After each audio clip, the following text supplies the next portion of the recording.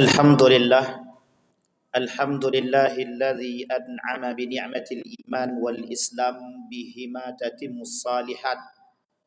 أشهد أن لا إله إلا الله وحده لا شريك له وأشهد أن محمدا عبده ورسوله لا نبي بعد. اللهم صل وسلم وبارك على هذا النبي الكريم. اللهم صل على محمد وعلى آل محمد في العالمين إنك حميد مجيد. Ittaqullaha haqqa tuqatih wa la tamutunna illa wa antum muslimun. Innallaha wa malaikatahu yusalluna 'alan nabi. Ya ayyuhalladzina amanu sallu 'alaihi wa sallimu taslima. Wa qala Allah ta'ala ya ayyuhan nasu ittaqu rabbakumul ladzi khalaqakum min nafsin wahidah wa khalaqa minha zawjaha wa batha minhuma rijalan katsiran wa nisaa'a. Wattaqullaha alladzi tasaaluna bihi wal arham innallaha kana 'alaikum raqiba. Wa qala Allah ta'ala ya ayyuhalladzina amanu taqullaha wa qulu qawlan sadida yuslih lakum a'malakum wa yaghfir lakum dhunubakum wa may yuti'illaha wa rasulahu faqad faza fawzan 'azima. Wa qala Allah ta'ala khudhil afwa wa'mur bil ma'ruf wa a'rid 'anil jahilin. Sadaqallah. Puji syukur kehadirat Allah dengan mengucapkan alhamdulillahirabbil alamin.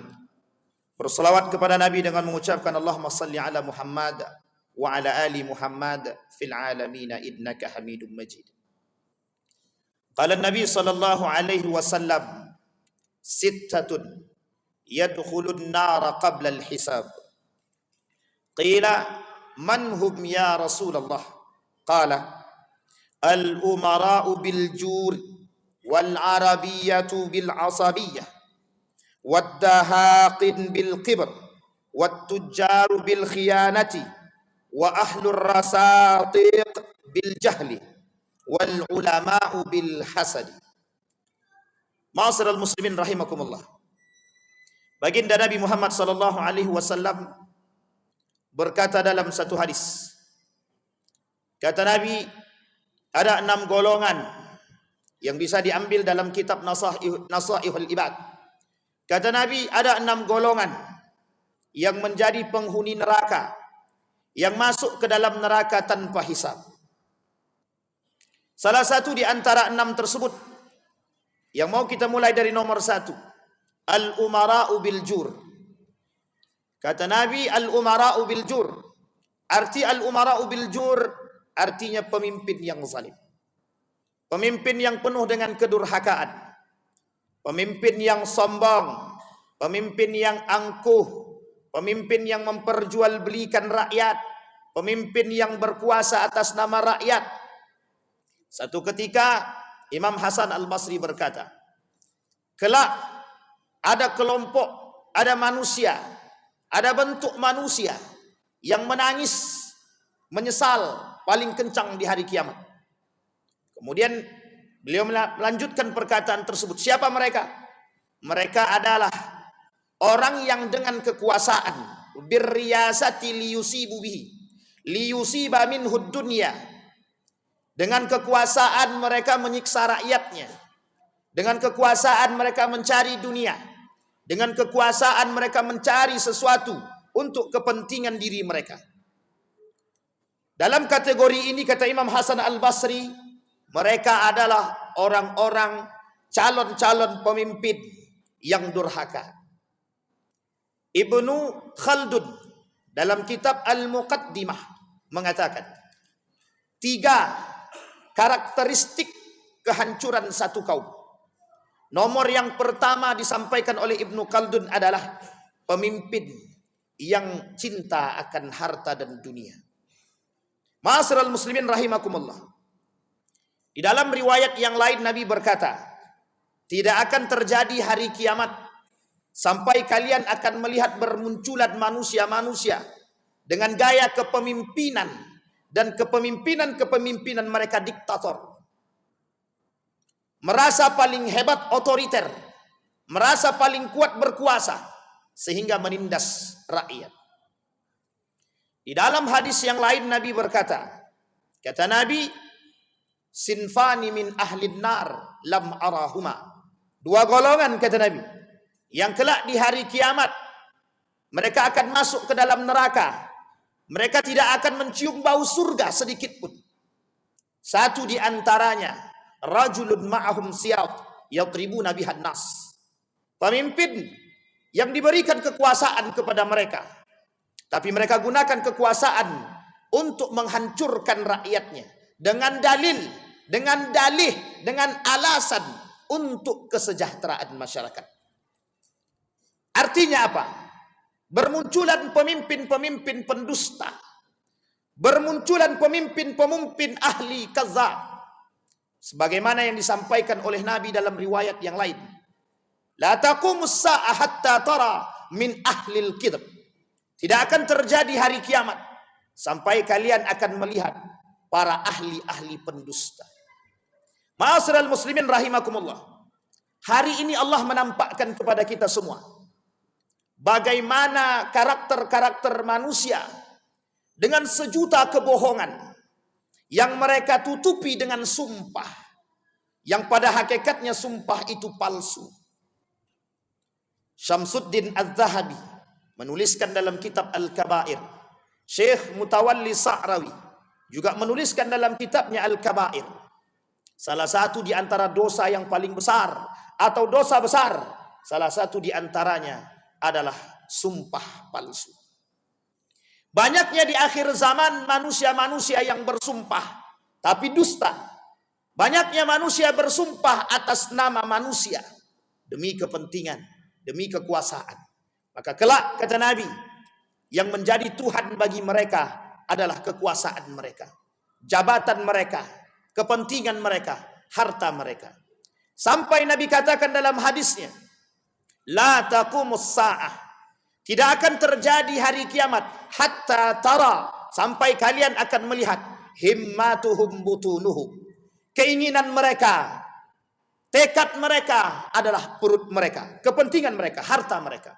Wa syarafuhum mata'uhum, kemuliaan mereka bukan lagi pada keimanan mereka, tapi keimanan, kemuliaan mereka terletak kepada harta yang mereka miliki.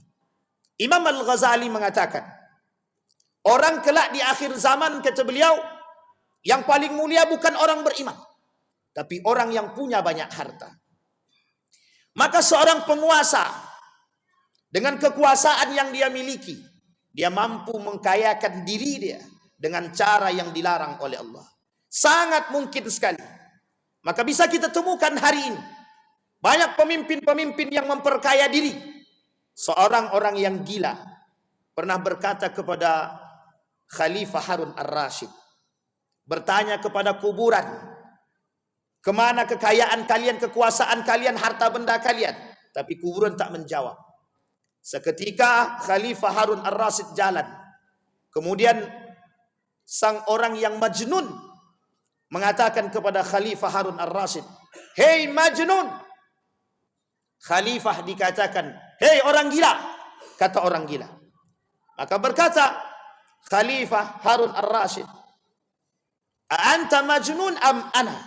Yang gila itu ente atau saya? Kemudian orang gila melanjutkan perkataannya, "Aku bertanya kepada orang yang ada di kuburan ini, kemana harta mereka, kekuasaan mereka, kekuatan mereka? Tapi tak satu pun di antara mereka yang menjawab." Kemudian Khalifah Harun Ar-Rasyid semakin yakin dengan kegilaan orang gila tersebut. Maka dari sini ketahuan, engkau yang gila, bukan aku yang gila. Kemudian singkat daripada cerita tersebut, orang gila berkata kepada Khalifah Harun Ar-Rasyid, "Engkau kayakan dirimu, engkau besarkan istanamu, engkau berikan kekuasaan kepada panglima-panglimamu, engkau berikan kebebasan, engkau kayakan mereka, engkau jadikan mereka manja dengan harta yang kau berikan. Tapi semua itu tidak akan pernah engkau bawa ketika engkau mati, engkau tinggalkan." Seketika Khalifah Harun Ar-Rasyid berdiam dan meneteskan air mata. Kemudian Khalifah menawarkan kepada orang gila tersebut untuk menjadi penasehat di kerajaan. Dengan singkat dijawab oleh orang gila tersebut, Apakah engkau mau aku menjadi gila seperti dirimu? Seketika orang gila tersebut pergi. Ma'asyiral muslimin rahimakumullah. Dari cerita tersebut kita lihat, ketika itu Khalifah Harun ar-Rasyid yang menjadi salah satu lawan bicara daripada orang gila tersebut. Hari ini perkataan itu menjadi seolah-olah terbukti. Manusia hari ini berpikir syarafuhum mata'uhum. Kemuliaan itu bukan karena iman. Kemuliaan itu adalah karena kekayaan. Setiap orang berusaha mencari kekayaan agar dipandang mulia. Jika dia punya harta melimpah, seolah-olah menjadi manusia yang paling mulia, mampu berkuasa. Bayangkan hari ini apa yang tak bisa dilakukan dengan mereka yang punya harta. Sampai-sampai harus membeli hukum, sampai-sampai harus melakukan sesuatu yang tidak diinginkan. Mereka punya harta, sehingga bermunculan perkataan-perkataan yang menjadi simbol pada masyarakat kita hari ini. Wajar dia sombong, kan dia kaya. Wajar dia sombong, kan dia berilmu. Jadi kesombongan itu menjadi satu kewajaran bagi mereka yang kaya dan berilmu. Ma'asyiral muslimin rahimakumullah, yang menjadi tradisi hari ini. Sehingga semua orang berlomba-lomba ingin menjadi kaya. Sehingga semua orang berlomba-lomba ingin menjadi penguasa. Tapi yang tidak kita inginkan hari ini, berlomba-lomba menjadi penguasa dengan cara-cara yang tidak diinginkan oleh Allah. Bahkan menghalalkan yang haram dan mengharamkan yang halal. Membenarkan yang salah dan menyalahkan yang benar. Yang kedua, kata baginda Nabi Muhammad SAW, orang yang masuk neraka tanpa hisab, mereka yang tergolong kepada fanatisme. Fanatisme di sini dua. Satu, fanatisme atau fanatik dengan ilmu. Yang kedua, fanatik tanpa ilmu. Hari ini banyak bermunculan manusia fanatik tanpa ilmu. Hari ini bermunculan manusia-manusia fanatik terhadap golongan, bukan pada nilai-nilai agama.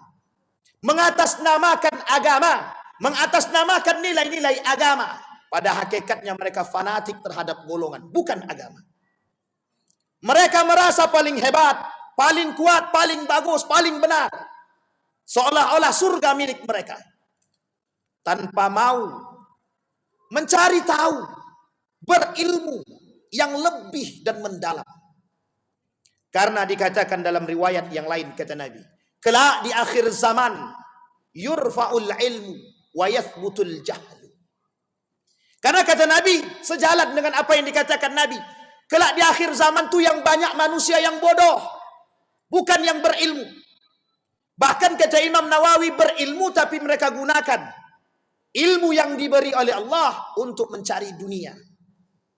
Ketika dalam satu hadis qudsi dikatakan, kata Allah, qala Nabi sallallahu alaihi wasallam wa qala Allah taala, "Fima ta'allamta al-ilma wa qara'ta al-Qur'an." Kemudian dijawab oleh hamba tersebut, "Ta'allamtul ilma wa qara'tul Qur'ana fika." Kemudian Allah berkata, "Wa yaqulu Allah kazzabta." Engkau dusta, kata. "Wa taqulul malaika kazzabta." Kemudian malaikat berkata, engkau dusta. "Ta'allamtal ilma liyuqalu 'aliman wa qara'tal Qur'ana liyuqalu qari'an." Sampai dikatakan oleh Allah dalam hadis qudsi, manusia belajar ilmu biar dipanggil alim. Manusia pandai membaca Al-Quran biar dipanggil qari. Sehingga kata Imam Nawawi merujuk daripada hadis baginda Nabi Muhammad SAW dalam kitab At-Tibyan fi adab hamalatil Quran. Banyak orang belajar, berilmu, mereka jual beli. Mereka perjualkan ilmu mereka dengan harga yang mahal menurut mereka. Sesungguhnya menurut Allah itu dengan harga yang murah. Ma'asyiral muslimin rahimakumullah. Kejadian ini semakin tampak di hadapan kita. Banyak orang yang merasa pintar, pada hakikatnya mereka tidak pintar. Banyak orang yang merasa berilmu. Setiap orang bisa mencampuri merasa berilmu, mereka berhak mencampuri setiap urusan orang lain yang bukan haknya. Bahkan di tempat-tempat tertentu disediakan orang-orang yang memang bukan ahlinya pada bidangnya. Kata Nabi, "Idza wusidal amr ila ghairi ahlihi fantadhiris sa'ah." Jika sesuatu diberikan kepada yang bukan haknya, maka tinggal tunggu hari kiamat. Yang ketiga. Kemudian yang ketiga kata Nabi, ad-dahaqin bil kibar. Orang-orang yang kesombong. Kata Nabi, kelak di akhir zaman tidak akan terjadi hari kiamat sampai bermunculan manusia-manusia yang sangat-sangat sombong, angkuh, pendusta. Sampai-sampai dalam satu hadis Nabi kata, bermunculan manusia-manusia menyerupai Dajjal secara sifat. Bukan Dajjal beneran, tapi manusia bersifat Dajjal. Angkuhnya, sombongnya, pendustanya. Sehingga hari ini kita melihat dengan mata kepala kita sendiri. Bukan hanya orang kaya yang sombong, bahkan orang fakir pun ikut sombong. Sampai-sampai dikatakan oleh Allah di dalam hadis qudsi, Nabi berkata dalam hadis qudsi, qala Nabi sallallahu alaihi wasallam wa qala Allah taala, abghadu thalathan wa bughdi li thalathin ashad. Aku membenci 3 perkara, tapi kebencianku terhadap 3 perkara jauh lebih aku benci. Abghadul ghaniyul mutakabbir wa al-masakin wal fakir mutakabbir asyaddu. Aku benci orang kaya yang sombong, orang kaya yang kibar, merasa paling kaya, tapi kemurkaanku, kebencianku terhadap orang miskin yang sombong jauh lebih aku benci. Bahkan di dalam riwayat yang lain Nabi berkata, termasuk salah satu di antara 9 golongan orang yang tidak diajak berbicara oleh Allah, tidak disucikan oleh Allah, tidak dilihat oleh Allah, bagi mereka azab yang sangat pedih. Siapa mereka? Orang miskin yang sombong. Hari ini manusia sombong dengan kekuasaan mereka. Mereka sombong dengan harta mereka. Apakah mereka tidak melihat bagaimana karakter Fir'aun yang Allah sebutkan di dalam Al-Quran? Saking sombongnya Fir'aun mengaku Tuhan. Hari ini tidak ada manusia mengaku Tuhan, tapi berkarakter seperti Tuhan. Seolah-olah diri mereka lebih daripada Tuhan, mampu melakukan sesuatu seperti Tuhan. Itu yang terjadi hari ini. Mereka sombong dengan harta, seolah-olah kekayaan mereka seperti Qarun. Bahkan Qarun kunci berangkasnya terbuat dari emas, diangkat oleh 10 orang.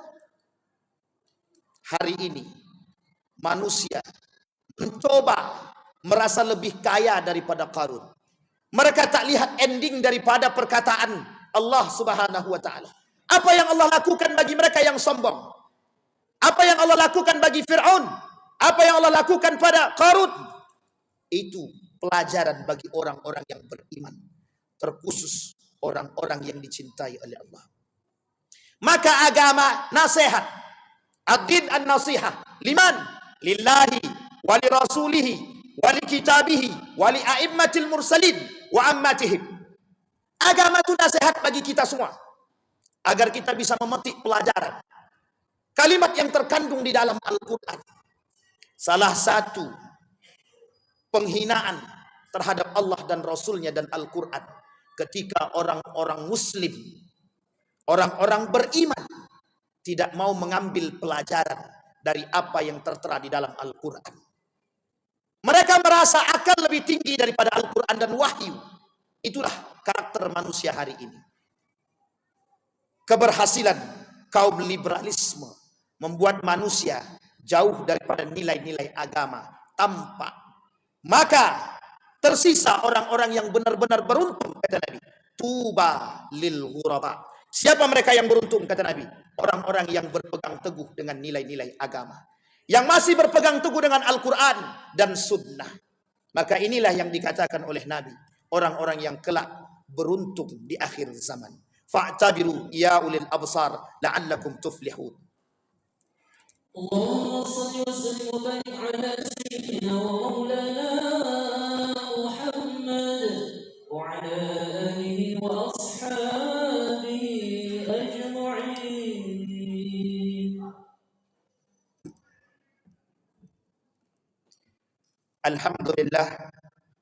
الحمد لله الذي أرسل رسوله بالهدى ودين الحق ليظهره على الدين كله وكفى بالله شهيدا.